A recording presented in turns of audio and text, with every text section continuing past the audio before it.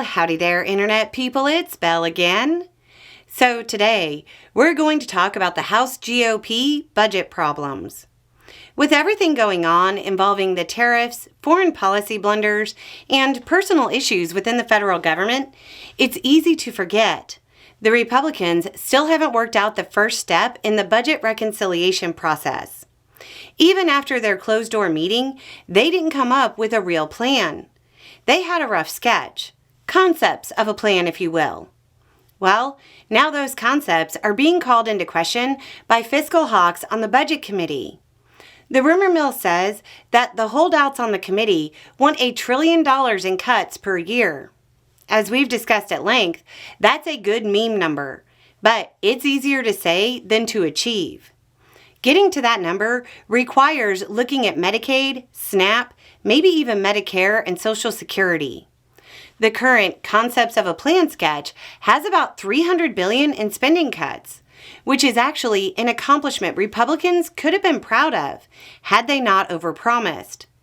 The problem is that, as we've also discussed at length, Trump's promise to cut the deficit and debt is at odds with his policies, which require additional spending. The sketch does have $300 billion in cuts, but also has more than $300 billion in additional spending for defense and deportation operations. Obviously, those who promised cuts don't like the idea of coming out spending more. But again, they have to choose. They can't spend more to fulfill Trump's policy promises and spend less to fulfill their debt cut promises. This is especially true when Republicans in the House have leaned into the one big beautiful bill idea. It's worth noting that the Senate has not necessarily signed on to the single bill approach and seems to already have a two-bill package ready to go. The House's concept of a plan has been described as a floor, not a ceiling, with the implication that they want more cuts, but just haven't worked out the numbers yet.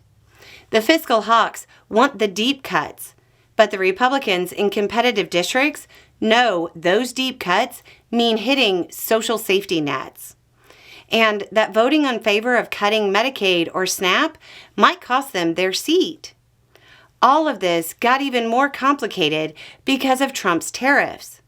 The tariffs are likely to reduce GDP growth, which means the projections on federal government revenue might be off.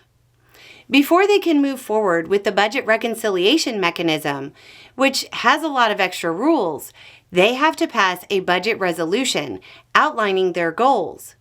So far, they haven't even been able to get that together yet. There have been some rumors and statements about making adjustments later, which certainly seems like some Republicans are warming to the idea of attempting to trick their base by passing a reconciliation package that includes cuts and then passing additional spending packages after they claim credit.